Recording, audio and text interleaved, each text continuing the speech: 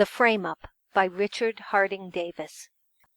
When the voice over the telephone promised to name the man who killed Herman Banff, District Attorney Wharton was uptown lunching at Delmonico's. This was contrary to his custom, and a concession to Hamilton Cutler, his distinguished brother-in-law. That gentleman was interested in a state constabulary bill, and had asked State Senator Bissell to father it. He had suggested to the senator that, in the legal points involved in the bill, his brother-in-law would undoubtedly be charmed to advise him. So that morning, to talk it over, Bissell had come from Albany and, as he was forced to return the same afternoon, had asked Wharton to lunch with him uptown near the station. That in public life there breathed a man with soul so dead who, were he offered a chance to serve Hamilton Cutler, would not jump at the chance was outside the experience of the county chairman. And in so judging his fellow men, with the exception of one man, the senator was right. The one man was Hamilton Cutler's brother-in-law. In the national affairs of his party, Hamilton Cutler was one of the four leaders.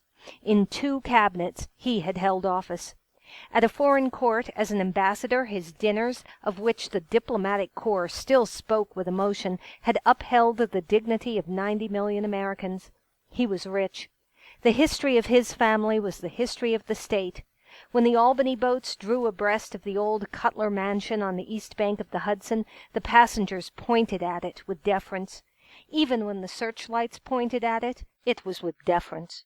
And on Fifth Avenue, as the Seeing New York car passed his townhouse, it slowed respectfully to half-speed. When, apparently for no other reason than that she was good and beautiful, he had married the sister of a then unknown upstate lawyer, everyone felt Hamilton Cutler had made his first mistake. But, like everything else into which he entered, for him matrimony also was a success. The prettiest girl in Utica showed herself worthy of her distinguished husband. She had given him children as beautiful as herself. As what Washington calls a cabinet lady, she had kept her name out of the newspapers. As Madame Lambastris, she had put archduchesses at their ease, and after 10 years she was an adoring wife, a devoted mother, and a proud woman. Her pride was in believing that for every joy she knew she was indebted entirely to her husband. To owe everything to him, to feel that through him the blessings flowed, was her ideal of happiness. In this ideal her brother did not share. Her delight in a sense of obligation left him quite cold. No one better than himself knew that his rapid-fire rise in public favor was due to his own exertions, to the fact that he had worked very hard, had been independent, had kept his hands clean, and had worn no man's collar. Other people believed he owed his advancement to his brother-in-law. He knew they believed that, and it hurt him. When, at the annual dinner of the Amen Corner, they burlesqued him as singing to Ham Cutler, "You made me what I am today, I hope you're satisfied," he found that to laugh with the others was something of an effort. His was a difficult position. He was a party man. He had always worked inside the organization. The fact that whenever he ran for an elective office the reformers endorsed him, and the best elements in the opposition parties voted for him, did not shake his loyalty to his own people. And to Hamilton Cutler, as one of his party leaders, as one of the bosses of the invisible government, he was willing to defer.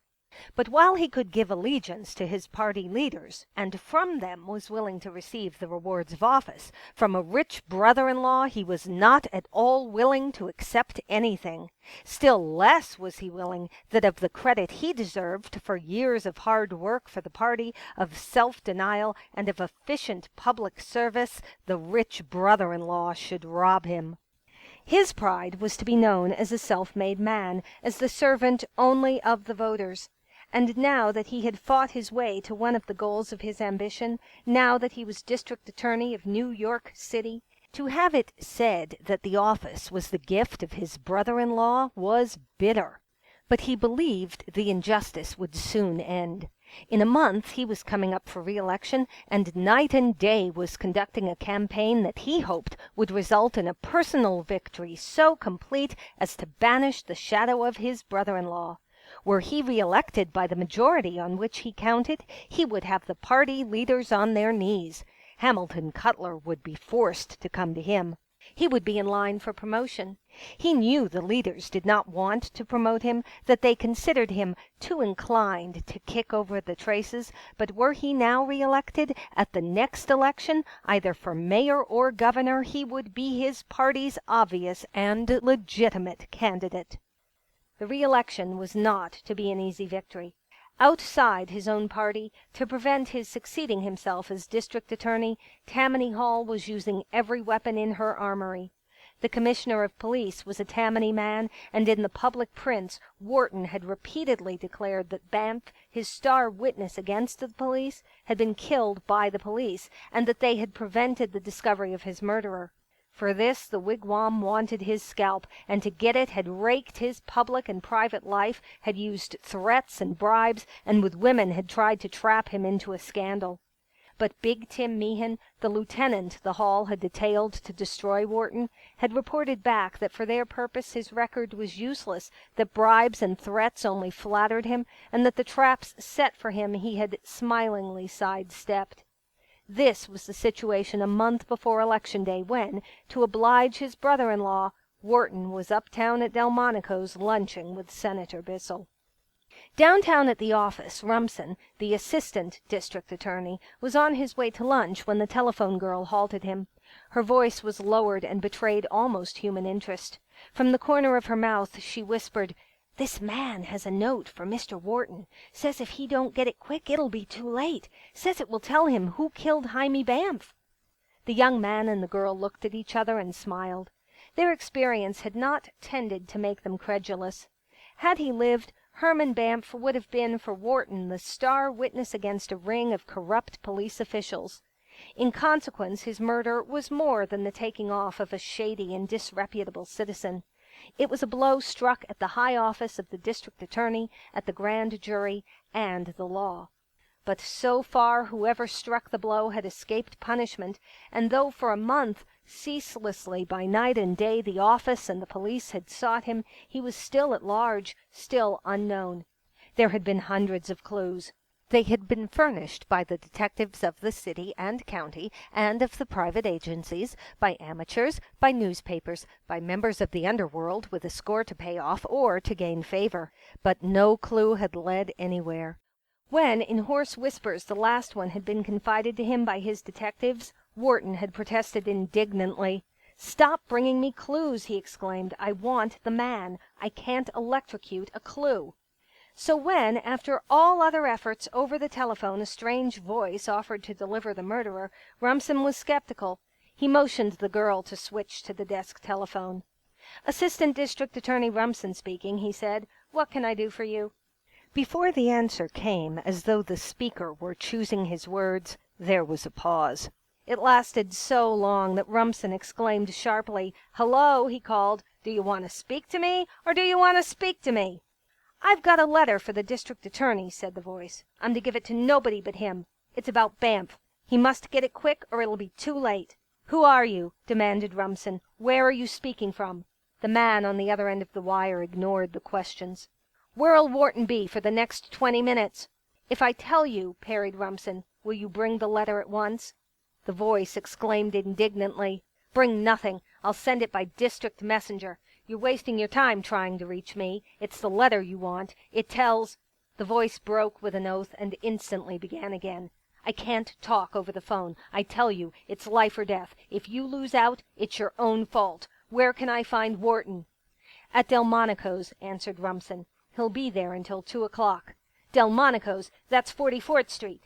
"Right," said Rumson. "Tell the messenger—" He heard the receiver slam upon the hook. With the light of the hunter in his eyes, he turned to the girl. "They can laugh," he cried, "but I believe we've hooked something. I'm going after it." In the waiting room he found the detectives. "Hewitt," he ordered, "take the subway and whip up to Delmonico's. Talk to the taxi starter till a messenger boy brings a letter for the DA. Let the boy deliver the note, and then trail him till he reports to the man he got it from. Bring the man here. If it's a district messenger and he doesn't report, but goes straight back to the office, find out who gave him the note, get his description, then meet me at Delmonico's." Rumson called up that restaurant and had Wharton come to the phone. He asked his chief to wait until a letter he believed to be of great importance was delivered to him. He explained, but of necessity somewhat sketchily. "It sounds to me," commented his chief, "like a plot of yours to get a lunch uptown."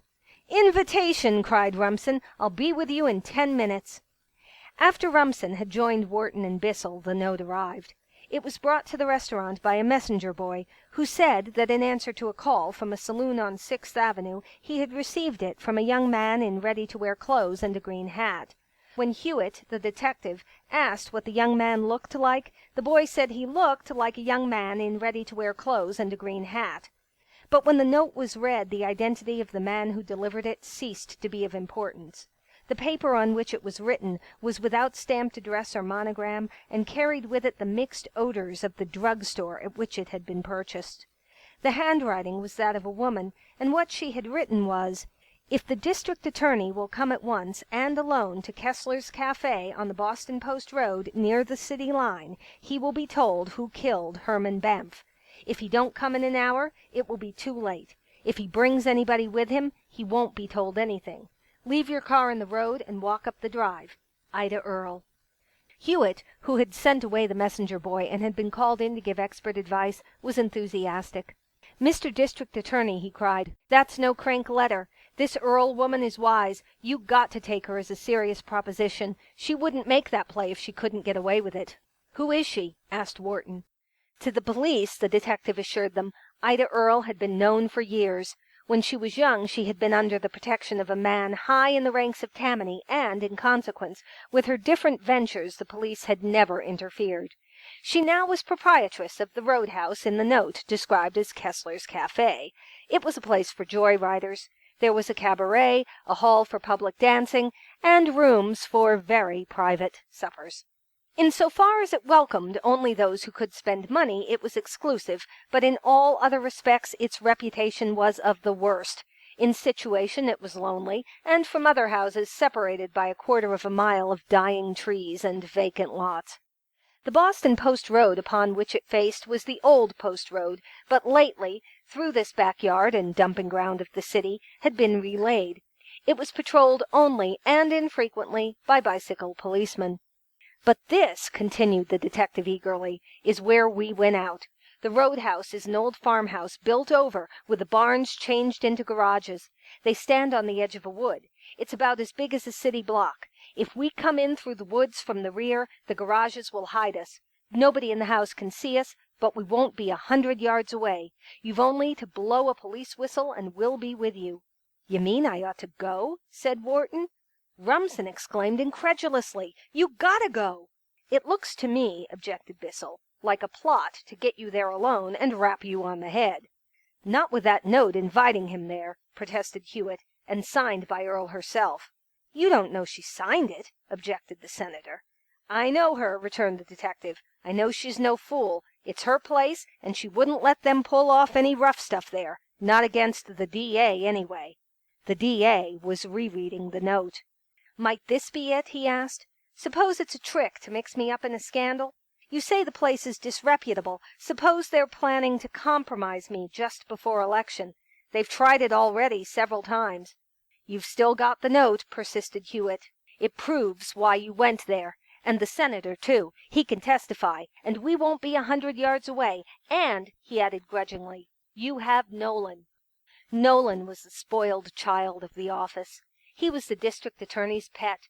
Although still young, he had scored as a detective and as a driver of racing cars. As Wharton's chauffeur, he now doubled the parts. "What Nolan testified wouldn't be any help," said Wharton.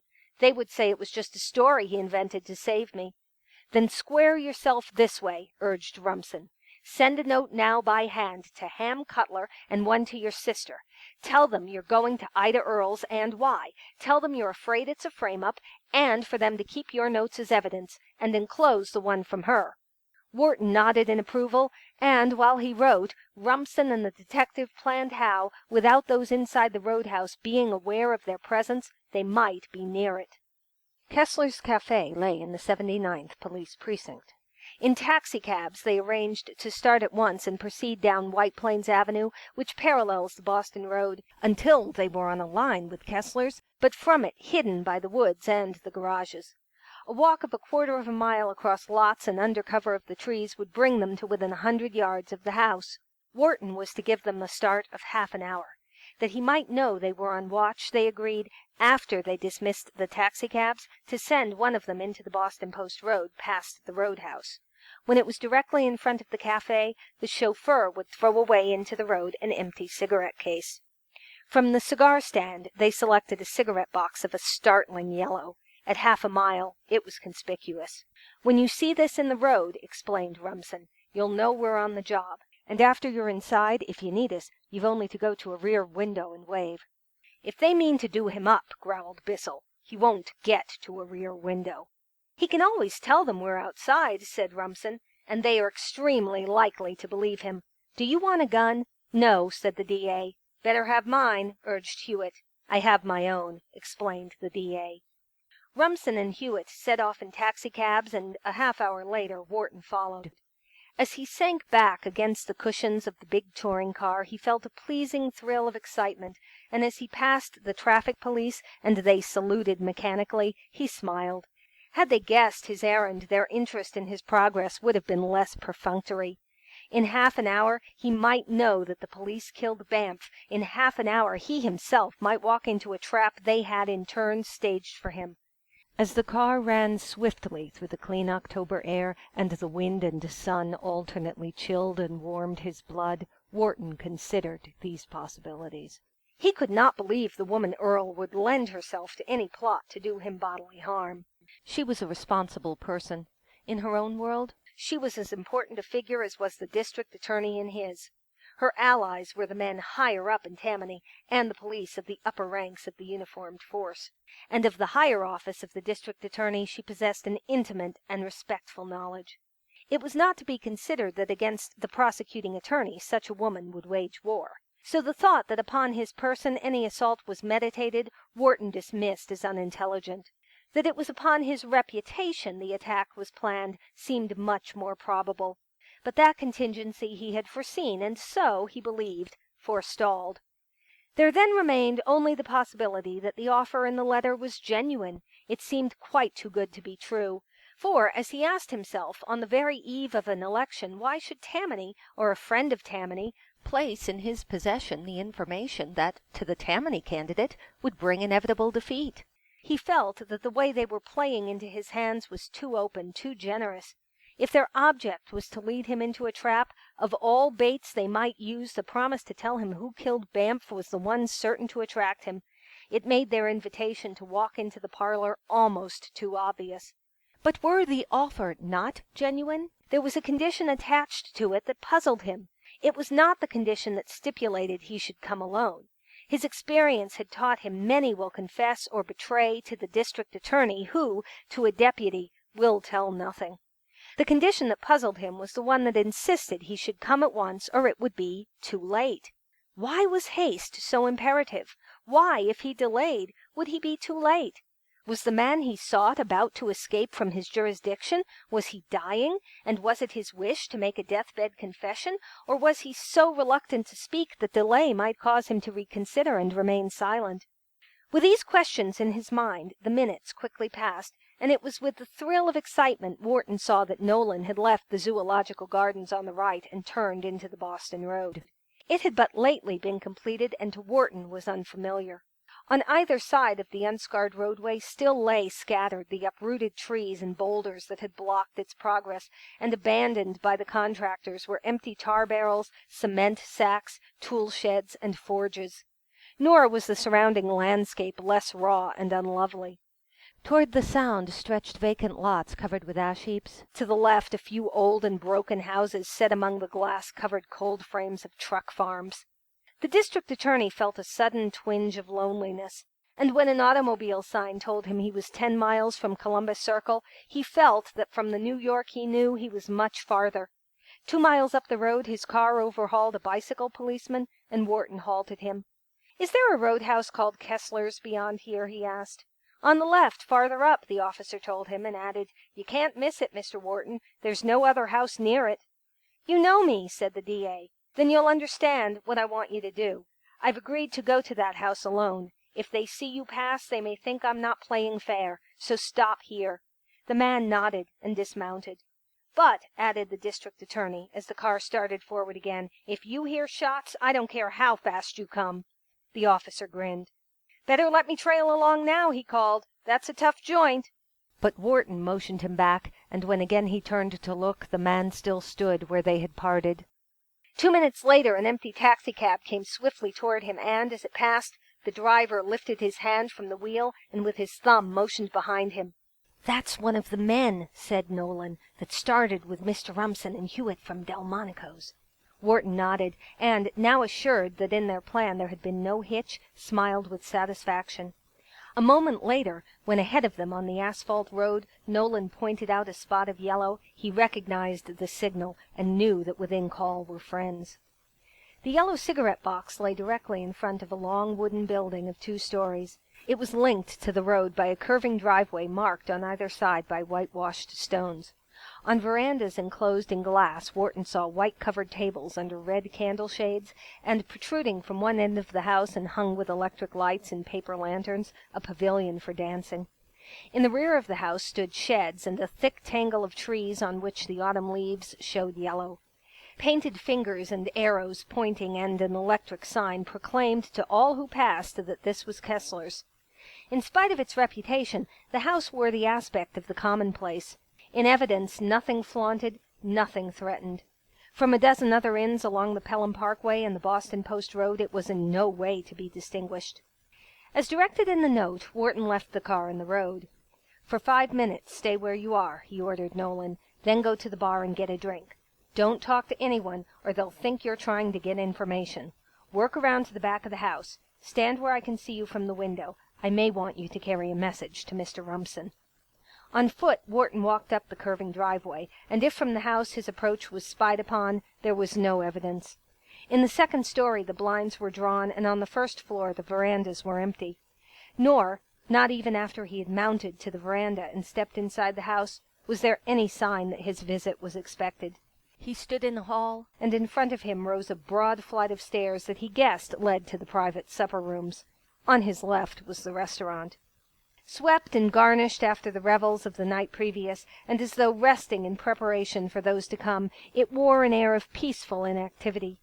At a table a maitre d'hotel was composing the menu for the evening. Against the walls 3 colored waiters lounged sleepily, and on a platform at a piano a pale youth with drugged eyes was with one hand picking an accompaniment.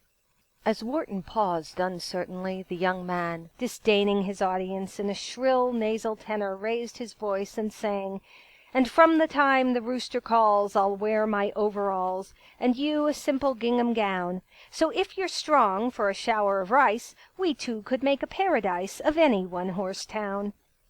At sight of Wharton the head waiter reluctantly detached himself from his menu and rose. But before he could greet the visitor, Wharton heard his name spoken and, looking up, saw a woman descending the stairs.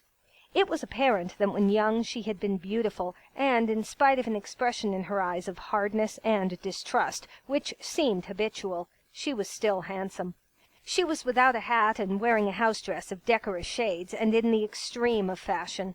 Her black hair, built up in artificial waves, was heavy with brilliantine. Her hands, covered deep with rings, and of an unnatural white, showed the most fastidious care.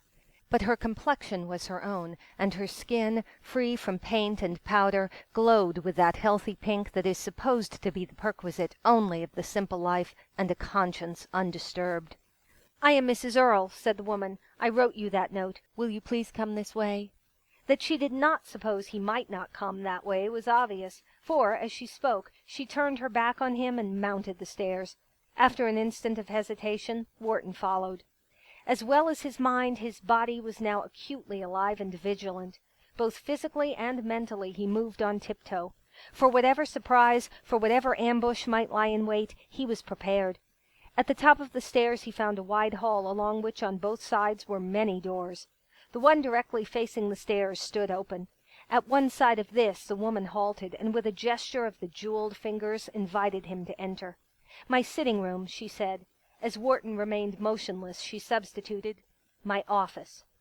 Peering into the room, Wharton found it suited to both titles. He saw comfortable chairs, vases filled with autumn leaves, in silver frames photographs, and between two open windows a business-like roller-top desk on which was a hand telephone. In plain sight through the windows he beheld the garage, and behind it the tops of trees. To summon Rumson, to keep in touch with Nolan, he need only step to one of these windows and beckon. The strategic position of the room appealed, and with a bow of the head he passed in front of his hostess and entered it. He continued to take note of his surroundings. He saw that from the office in which he stood doors led to rooms adjoining. These doors were shut, and he determined swiftly that before the interview began he must first know what lay behind them.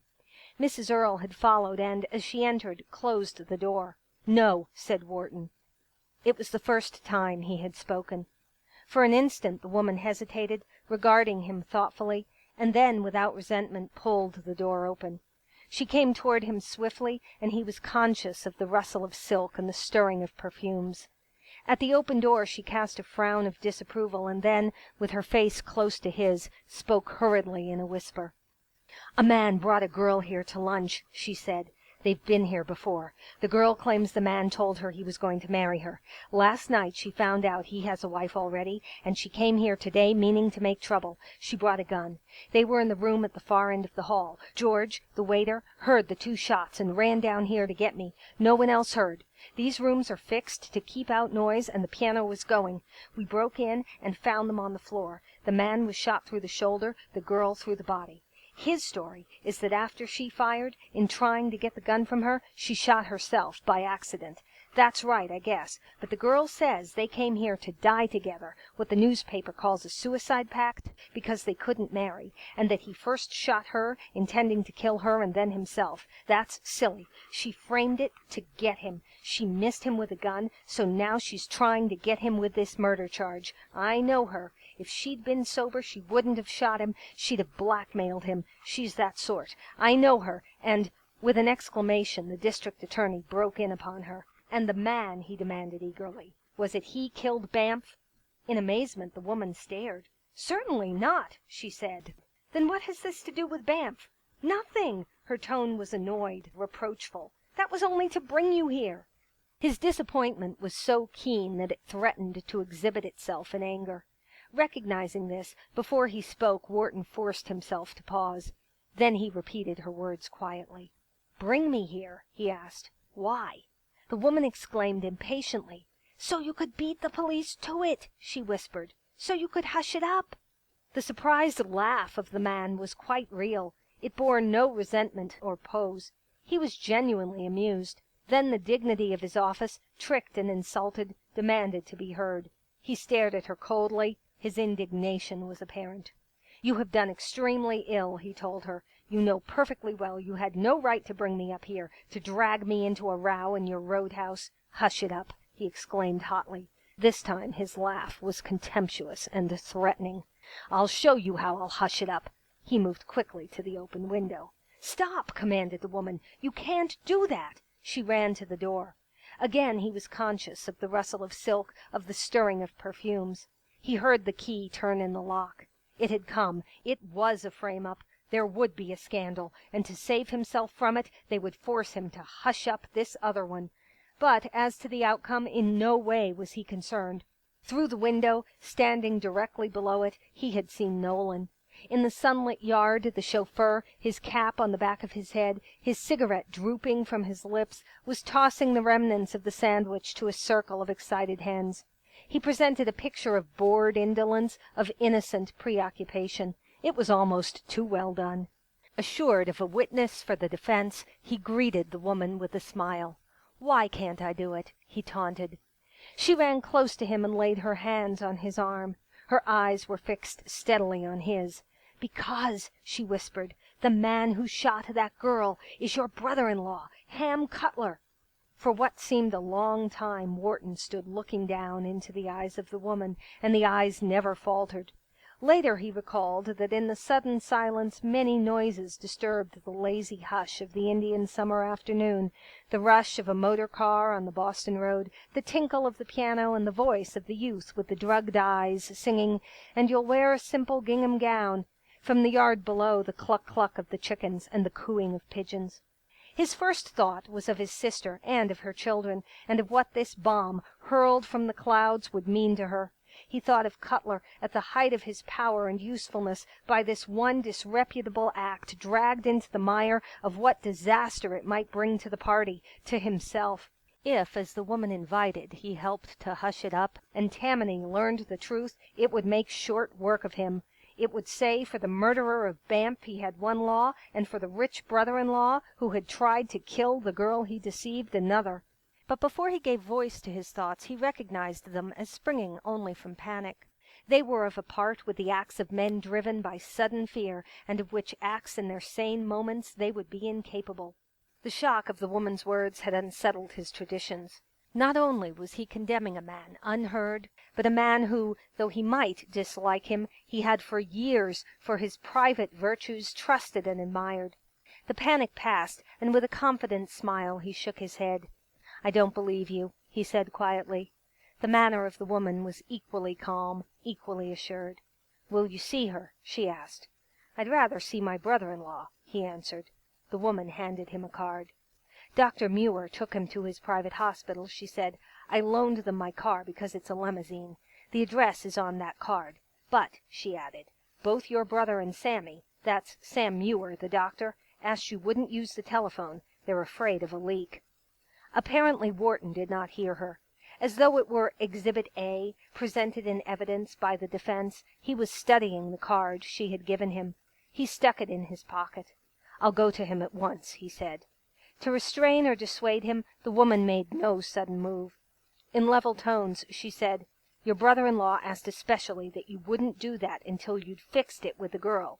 Your face is too well known. He's afraid someone might find out where he is, and for a day or two no one must know that." "This doctor knows it," retorted Wharton. The suggestion seemed to strike Mrs. Earle as humorous. For the first time she laughed. "Oh, Sammy!" she exclaimed. "He's a lobbygow of mine. He's worked for me for years. I could send him up the river if I liked. He knows it." Her tone was convincing. "They both asked," she continued evenly, "you should keep off until the girl is out of the country and fixed." Wharton frowned thoughtfully. And observing this, the eyes of the woman showed that so far toward the unfortunate incident the attitude of the district attorney was to her most gratifying. Wharton ceased frowning. "How fixed?" he asked. Mrs. Earle shrugged her shoulders. "Cutler's idea is money," she said, "but believe me, he's wrong. This girl is a vampire. She'll only come back to you for more. She'll keep on threatening to tell the wife, to tell the papers. The way to fix her is to throw a scare into her, and there's only one man can do that. There's only one man that can hush this thing up. That's you."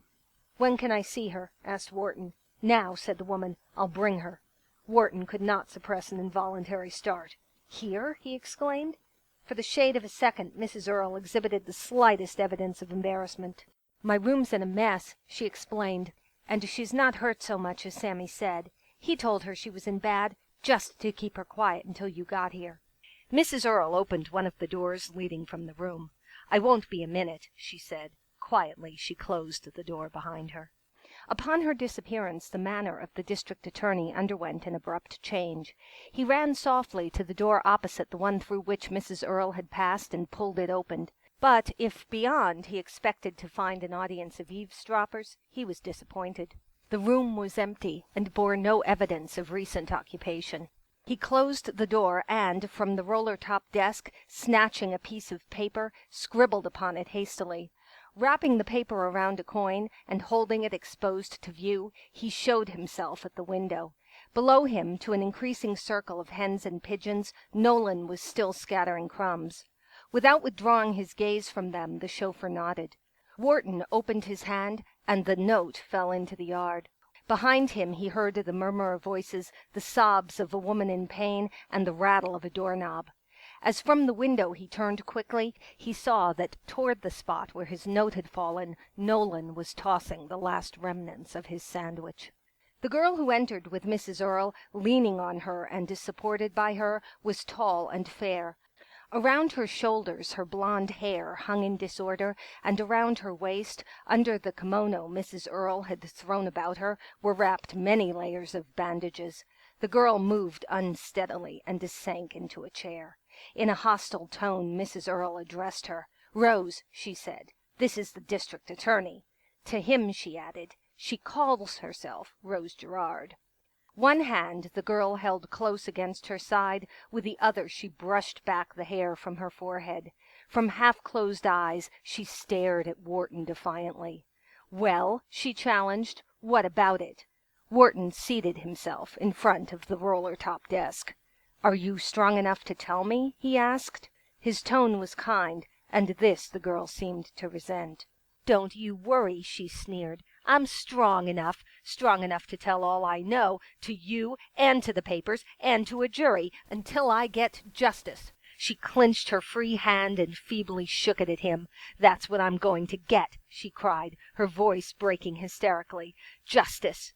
From behind the armchair in which the girl half reclined, Mrs. Earle caught the eye of the district attorney and shrugged her shoulders.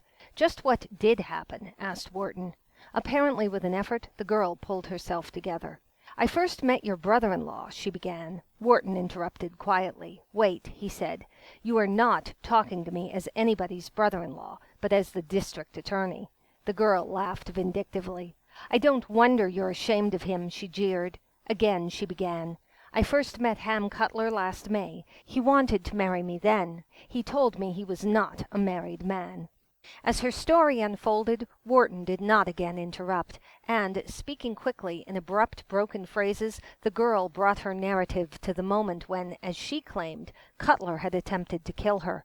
At this point a knock at the locked door caused both the girl and her audience to start. Wharton looked at Mrs. Earle inquiringly, but she shook her head, and with a look at him also of inquiry and of suspicion as well, opened the door. With apologies, her head waiter presented a letter. "For Mr. Wharton," he explained, "from his chauffeur." Wharton's annoyance at the interruption was most apparent. "What the devil?" he began. He read the note rapidly, and with a frown of irritation raised his eyes to Mrs. Earle. "He wants to go to New Rochelle for an inner tube," he said. "How long would it take him to get there and back?" The hard and distrustful expression upon the face of Mrs. Earle, which was habitual, was now most strongly in evidence. Her eyes searched those of Wharton. "20 minutes," she said. "He can't go," snapped Wharton. "Tell him," he directed the waiter, "to stay where he is. Tell him I may want to go back to the office any minute." He turned eagerly to the girl. "I'm sorry," he said. With impatience he crumpled the note into a ball and glanced about him. At his feet was a waste-paper basket. Fixed upon him he saw, while pretending not to see, the eyes of Mrs. Earle burning with suspicion. If he destroyed the note, he knew suspicion would become certainty. Without an instant of hesitation, carelessly he tossed it intact into the waste-paper basket. Toward Rose Gerard he swung the revolving chair.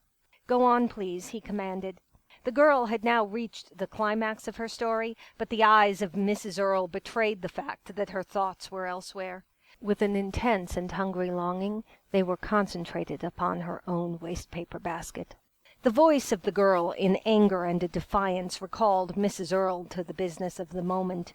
"He tried to kill me," shouted Miss Rose, "and his shooting himself in the shoulder was a bluff. That's my story. That's the story I'm going to tell the judge." Her voice soared shrilly. "That's the story that's going to send your brother-in-law to Sing Sing."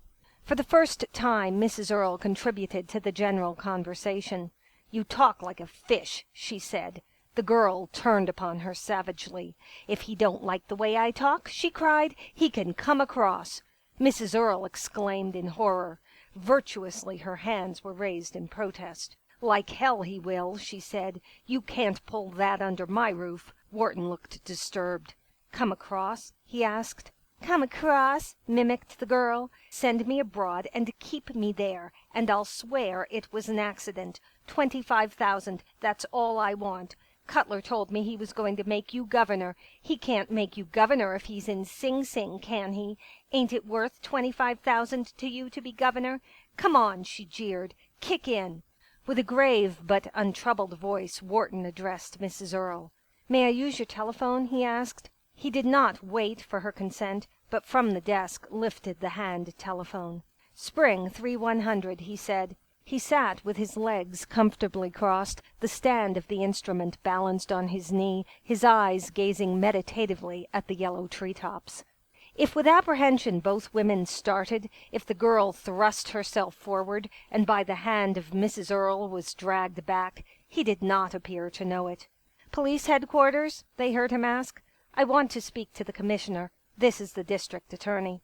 In the pause that followed, as though to torment her, the pain in her side apparently returned, for the girl screamed sharply. "Be still!" commanded the older woman. Breathless, across the top of the armchair, she was leaning forward. Upon the man at the telephone her eyes were fixed in fascination. "Commissioner," said the district attorney, "this is Wharton speaking. A woman has made a charge of attempted murder to me against my brother-in-law, Hamilton Cutler. On account of our relationship, I want you to make the arrest. If there were any slip and he got away, it might be said I arranged it. You will find him at the Winona Apartments on the Southern Boulevard in the private hospital of a Dr. Samuel Muir. Arrest them both. The girl who makes the charge is at Kessler's Cafe on the Boston Post Road, just inside the city line. Arrest her, too. She tried to blackmail me. I'll appear against her." Wharton rose and addressed himself to Mrs. Earle. "I'm sorry," he said, "but I had to do it. You might have known I could not hush it up. I am the only man who can't hush it up. The people of New York elected me to enforce the laws." Wharton's voice was raised to a loud pitch. It seemed unnecessarily loud. It was almost as though he were addressing another and more distant audience. "And," he continued, his voice still soaring, "even if my own family suffer, even if I suffer, even if I lose political promotion, those laws I will enforce." In a more conventional tone of everyday politeness he added, "May I speak to you outside, Mrs. Earle?" But, as in silence that lady descended the stairs, the district attorney seemed to have forgotten what it was he wished to say. It was not until he had seen his chauffeur arouse himself from apparently deep slumber and crank the car that he addressed her. "That girl," he said, "had better go back to bed. My men are all around this house, and until the police come will detain her." He shook the jeweled fingers of Mrs. Earle warmly. "I thank you," he said. "I know you meant well. I know you wanted to help me, but—" he shrugged his shoulders. "My duty." As he walked down the driveway to his car, his shoulders continued to move. But Mrs. Earle did not wait to observe this phenomenon. Rid of his presence, she leaped rather than ran up the stairs and threw open the door of her office. As she entered, two men followed her. One was a young man who held in his hand an open notebook. The other was Tim Meehan of Tammany. The latter greeted her with a shout. "We heard everything he said," he cried. His voice rose in torment. "And we can't use a word of it. He acted just like we'd oughta knowed he'd act. He's honest. He's so damned honest he ain't human. He's a gilded saint." Mrs. Earle did not heed him. On her knees she was tossing to the floor the contents of the waste-paper basket. From them she snatched a piece of crumpled paper. "Shut up!" she shouted. "Listen!" His chauffeur brought him this.